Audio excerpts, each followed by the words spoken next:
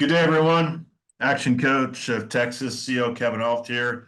And very, very grateful that Samar has agreed to actually pour into the business community by sharing his lessons learned, his secrets to success, and valuable, again, lessons, and what he's done to get the company to where he's gotten it to, and also what he's learned from the past as well, integrating into his entrepreneurial journey. So, Samar, thank you. If you wouldn't mind just sharing for our audience, a little bit about your business, a little runway about who you are and what you're building. Yeah, so thank you, everybody. I'm glad that we could take some time here. So a little bit about me and my business.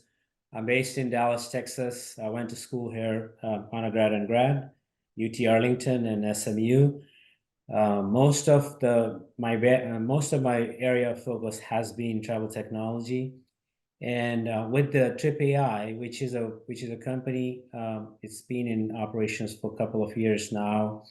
Our core technology focus and our business focus is on AI, using AI to solve industry problems in travel and hospitality, including solving sustainability related issues. So that's our core focus.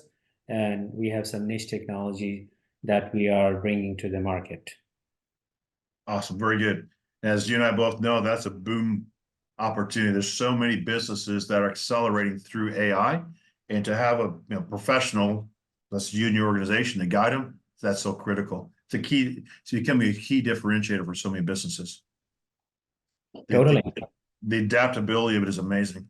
So, yeah, and we are excited. We have a very wide, diverse background. We're very excited about Gen AI. We're very excited about the large language models, which we are infusing or injecting in our products, and we have some game changer things coming out there. Excellent. Good, well done. Perfect timing. So as you look at your growth, what do you attribute that growth to, Samar? I think a lot of my growth I attribute to sheer hard work smart, work hard, and then as my experience has been in the industry for many years, I've acquired a lot of industry experience that I really attribute my growth and success to. You learn, and then you basically execute. Very good. Well said. So if you look at your business, what makes your business unique? There are a lot of folks in the AI space now. What makes yours unique, and why do customers choose you? Yeah, so in the AI space, we have some very unique products that are, I would say, they're more like a painkillers in the travel and hospitality versus vitamins. So we're solving some very specific issues in sustainability. We are helping airlines and reduce their fuel costs, which is a direct impact to the operation. Yes. Helping the airlines reduce carbon emissions, which is directly proportional to the climate technology, or go green initiatives across the country, across Europe, across the globe. So we have very niche technology that impacts the bottom line of companies, corporations, specifically airlines. Well done.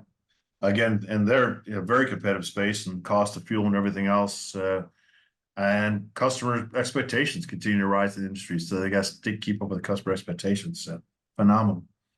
If you had to start your business from square one, what would you do differently, Samar? What would you do differently? I think if I were to start differently, I probably make sure I have a lot more focus on marketing, versus on technology. That's one area I feel you got to do marketing before you start building the technology. You got to have a clear focus, clear idea on where to sell, where to basically invest versus mid route. I think I've done it a little bit, slightly build the technology, then do a little bit of marketing. So that's where one area I would do. I would heavily invest in core technical capabilities, like what are the core strengths, what's the industry knowledge, people who are building the technology, do they have the industry background? It's not just about technology, it's about understanding the whole customer journey. So those are the key areas I would focus. Understanding the customer pain points, focus a lot more, and then have a clear path to revenue generation. How do the companies, what's the money-making model, or how do they basically eventually and fastly become, profitable? there's a focus, there's dedication. I think there's the industry expertise, and starting our own business is tough. It's Yes. as somebody one of my advisors recently said, it's for the far and the few. You're giving up a corporate job and then you're taking a whole risk. So, but I would say it's a tough world out there. And how do you what kind of strategies you would employ to check out, be adaptable to different climate, different changing environments in the business. Very well said. Yeah, again, clear path to revenue and profitability, and a balance of technology and what is going to deliver, and getting the word out there, and having folks say yes to you. So, yeah. Well, so let's take that and go a bit further with regards to the employee side. What have you learned thus far about employees? How is it, whether it be taking them on or managing them? What have you learned as an employer? So I've been in the global environment for almost 15 plus years, building teams in different countries, Europe, South America, North America, India. And what I've learned in this venture is clear focus and then accountability and clear lines of communication. It's a small business, so you are talking to everybody on the team. You got a team of 20 people. Um, I've learned a little bit more keeping the people motivated, have a clear focus. That has helped. And then making the employees passionate about what they're doing. They're not just doing a job, they're building something that they feel is good also from, they're learning new technologies, they're learning the amount of experience new employees get in a startup is huge versus a corporate or a bigger corporation where there's a lot of boundaries. Working with different cultures, South America, Europe, and India, I think that Sure. has learned. But I did have that background, so it was natural for me to work with people from different culture and make sure that they're accountable, make sure they're passionate about what they're doing. The cutting edge technology is itself like generative AI, large language models, ChatGPT models. This is a fantastic experience. So I'm always empowering them and telling them that this kind of experience is very hard to get. The point around the cultures and integrating different cultures, that's so key. I did an electronics startup back in 1997, and I had folks from about 7 different cultures. It was extremely interesting. Very It's very interesting. I mean, I've had the similar background in Eastern Europe, Western Europe, Africa, less in Africa, more in India, South America, different parts of South America. Yep. Um, And pulling in talent from those different cultures yeah. and countries is quite powerful. So I have to add to that, so I have key leadership in India that have kind of like run, so that I lean on, especially in India, which is almost on the other side of the world. I've got key leadership that helps me, to run the business. and leveraging management makes all the difference in the world for certain. Which leads us to the next question: how do you balance your personal life, the demands of running the business? Of course, management team is one of those. Yeah, and I have been a professional athlete in my past, so the discipline, the perseverance comes from it, the risk taking. You have to, as an athlete, you really have to push the boundaries. So that really helps. Even today, I am a very actively involved in different sports, and that helps me kind of like do the balancing, like reducing stress from a startup business, being able to keep my calm. That has helped me quite a bit, and then I try to maintain the family, work-life balance in a startup is hard when you're working 14 hours, 15-hour days. But I try to still balance it, working remotely that enables me, to spend more time with my family. Uh, but I also enjoy like, de-stressing, with sports. And it's something that really helped me going, pushing that extra mile. Very wise. Yes. A mentor taught me about 18 years ago. He said, Kevin, kids spell love Time. It's not just being in the same building with them, it's actually engaging them, that engaging time. being genuinely interested with, in them and what's going on and interacting with them as well. So, yeah. And so my kids are one of the kids is active in high middle school sports. So I take full time, to take them to wherever they need to be. I have to balance this, with growing the business also. And it's manageable. Mhm. It is. So if you look back at the employees, what qualities do you look for in employees, and how do you foster a positive and productive work environment? So what qualities do you look for in employees, and how do you foster a positive, productive work environment? Yeah, the key, it has always been, especially I have grown teams, my focus has always been having a positive attitude. That's the first thing I look at, the willingness, the curiosity of learning new things. Now, in my business, a new employee, they get to learn everything. That's Gen AI and all, that's a no-brainer. Everybody wants to be in that space. The first thing I would look at, very positive attitude, curiosity. Are they able to handle the pressure of a startup environment, different from a regular big corporate job? And then I would focus is like, are they able to approach a problem, like, a technical problem? Do they have the skills?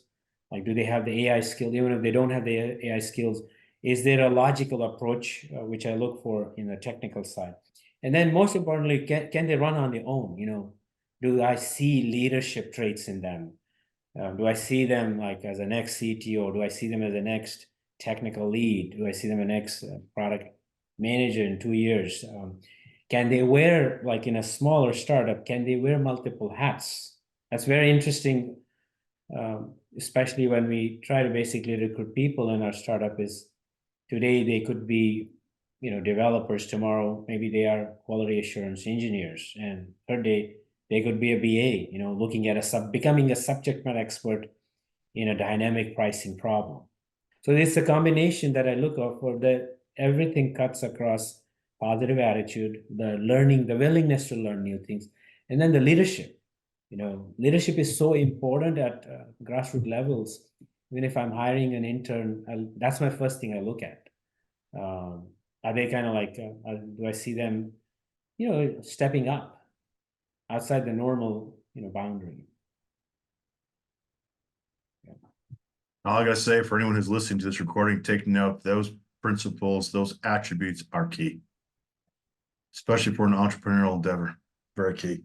So let's wrap up here today. Samar, what are the common misconceptions about business, about running a business, and how do you address those misconceptions? Yeah, so I think the common misconceptions is like, you cannot, you have to work, like it'll impact your family life. You cannot balance work. Like I've been in this for a few years now. I think you can perfectly work smart, work hard, have a good family life as a business owner. That's the first thing. Second, being a business owner is like, a lot of it is getting outside the comfort zones.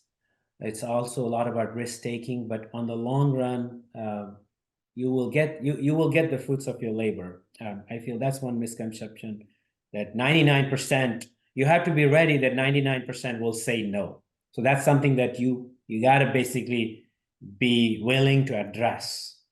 And that's kind of, I would say, that comes from your leadership, that comes from your industry background. So the misconceptions is it hard? Is it extremely hard?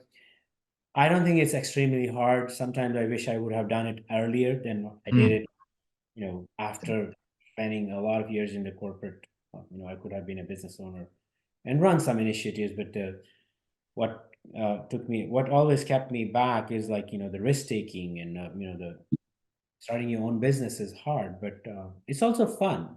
I have to say, it's as long as you enjoy it, as long as you see the path, and you're passionate about it. I think you'll enjoy. You will put all the other misconceptions on the side.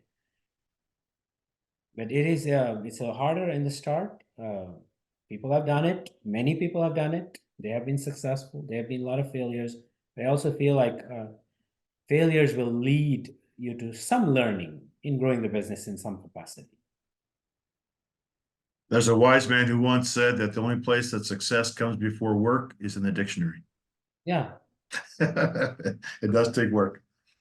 So, and all the other attributes you mentioned. So thank you. So any last comments for today, Summer? No, I think the last comment would be I really appreciate you taking the time. As I said, we are focused on making an impact in the industry. That's where we're headed, and we're doing everything to make a business successful. And that's all I would share. Excellent.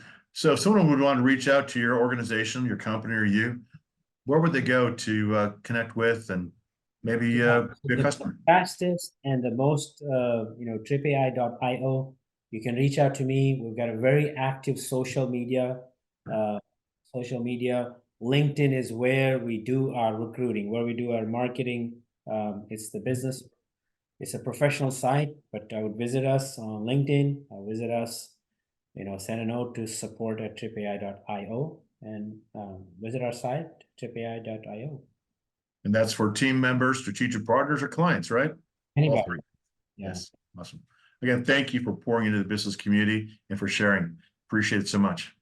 Thank you very much. Have a good day. Bye-bye.